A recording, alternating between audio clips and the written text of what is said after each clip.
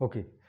तो आज के लेक्चर में हम लोग कुछ इम्पोर्टेंट टर्म्स और कॉन्सेप्ट्स जानेंगे रिगार्डिंग चार्ज कैरियर्स इन सेमीकंडक्टर्स। ठीक है? तो हमें पता है 2 तरह के चार्ज कैरियर्स होते हैं, एक होता है इलेक्ट्रॉन, एक होता है होल। तो सबसे पहला जो कॉन्सेप्ट हम जानेंगे वो है मास एक्शन लॉ। क्या बताता है ये?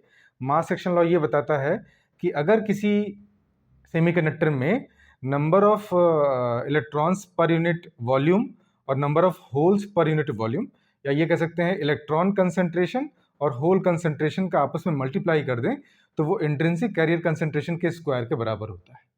एनआई क्या होता है? एनआई को कहते हैं इंट्रिंसिक कैरियर कंसंट्रेशन।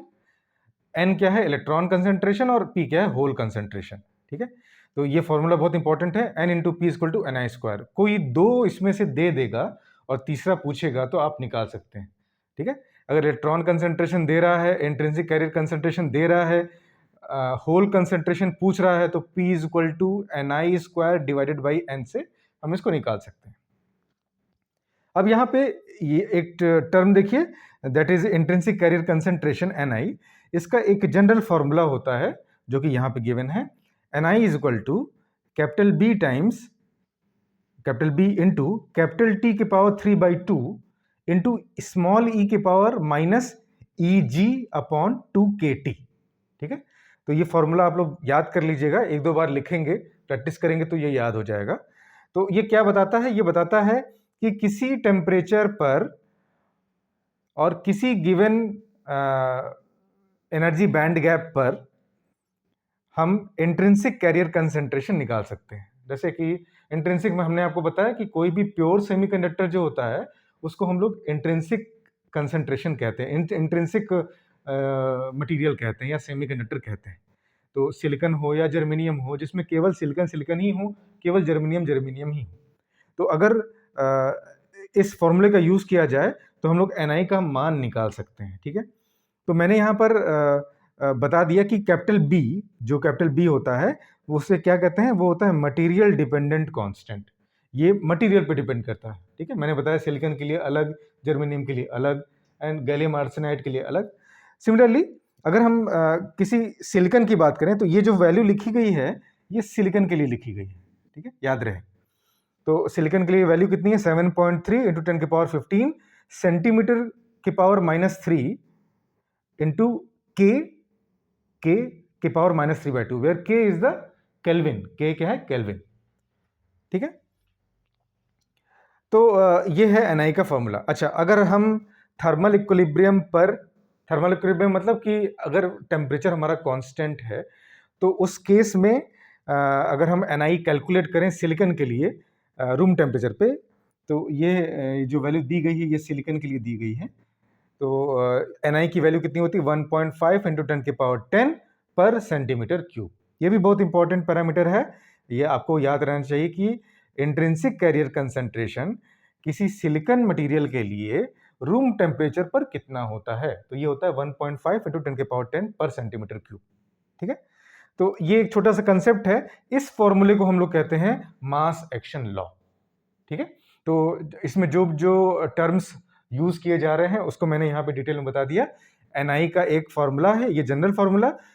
हमने एनआई की वैल्यू सिलिकॉन के लिए और रूम टेम्परेचर पर निकालकर यहाँ पर आपको बताया कि इसकी वैल्यू 1.5 इंटू 10 के पावर 10 होती है। ये ज़्यादा इंपॉर्टेंट है। ठीक है? जनरली न्यूमेरिकल्स अगर आएंगे तो आप इसके इसी के बेस्ड पे न्यूमेरिकल्स आते हैं। फाइन। ठीक। नेक्स्ट कंसेप्ट है चार्ज न्यूट्रलिटी प्रिंसिपल। ये क्या बताता है? ये बताता है भले वो एक इंट्रिंसिक मटेरियल हो, भले वो एक एन टाइप मटेरियल हो, भले वो एक पी टाइप मटेरियल हो, उसके अंदर चार्ज न्यूट्रल होता है। ठीक है? बहुत इंपॉर्टेंट चीज है, इसको याद कर लीजिए। और ये ऑब्जेक्टिव में भी आ सकता है कि क्या आप दिमाग ये कहेगा कि एन टाइप मटेरियल है, एन टाइप सेमीकंडक्टर है, तो एन में क्या है? एन का मतलब निगेटिव, निगेटिव मतलब इलेक्ट्रॉन्स, मेजॉरिटी इलेक्ट्रॉन्स हैं। तो हम कहेंगे नहीं, इसमें तो इलेक्ट्रॉन ज्यादा होंगे, होल्स कम होंगे, वो और वो ज्यादा निगेटिव होगा। सिमिलरली पी टाइप के लिए कहेंगे कि वो ज्यादा पॉजिटिव होगा क्योंकि इसमें होल्स ज्यादा होंगे। लेकिन ऐसा नहीं है। क्वेश्चन अगर आए तो आप कहिएगा कि चाहे वो एन टाइप मटेरियल हो, चाहे वो पी टाइप मटेरियल हो, चाहे वो इंट्रिंसिक मटेरियल हो, उसमें चार्ज न्यूट्रल होता है, उसके अंदर टोटल चार्जेस अगर कैलकुलेट किया जाए तो वो न्यूट्रल होता है। तो यहाँ पर आप देख सकते हैं कि किस प्रकार से चार्ज न्यूट्रल है।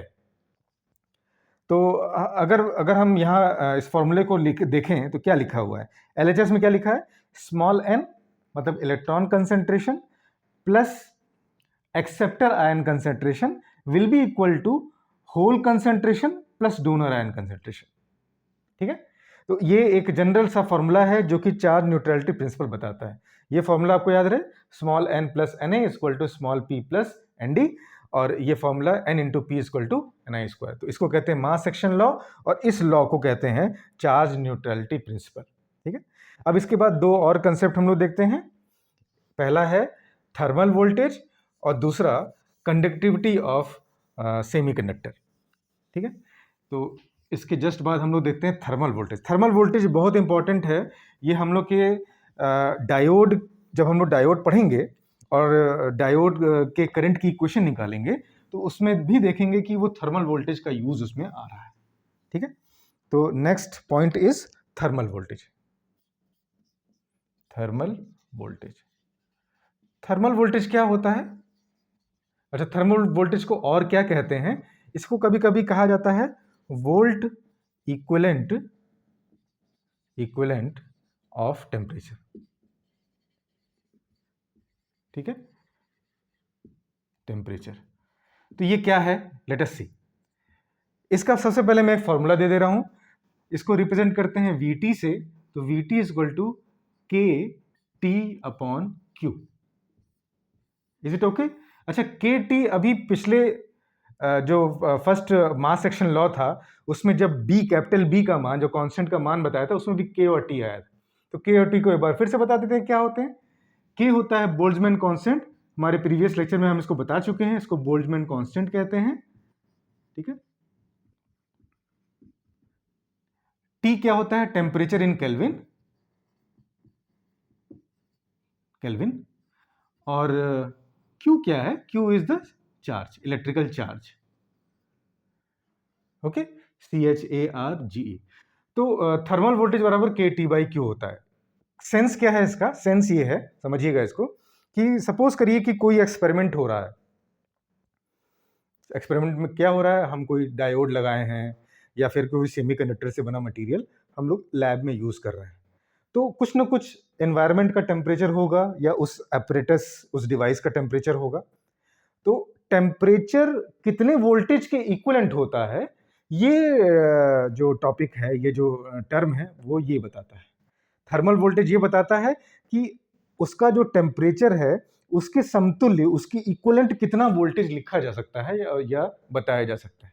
ठीक है, तो आप देख सकते हैं कि एलएचएस में यहां पे क्या लिखा है, वोल्टेज V, इसका मान वोल्ट्स में होता है, वोल्ट्स में है, और यहाँ आरएचएस में क्या आ रहा है, चार्ज आ रहा है, बोल्ट्जमैन कांस्टेंट आ रहा है, टेम्परेचर आ रहा है। ठीक, अच्छा, अब रूम टेम्परेचर पे इसका मान बता दें कि रूम टेम्परेचर, जिसको 27 डिग्री सेल्सियस कहते हैं या 20 कभी कभी 25 डिग्री सेल्सियस भी होता है, इस पर अगर Vt कैलकुलेट किया जाए तो Vt का मान आता है लगभग 25.8 मिली वोल्ट, या इसको लगभग हम लोग 26 मिली वोल्ट भी कहते हैं। तो ये याद रख लीजिएगा, इसको याद कर लीजिए कि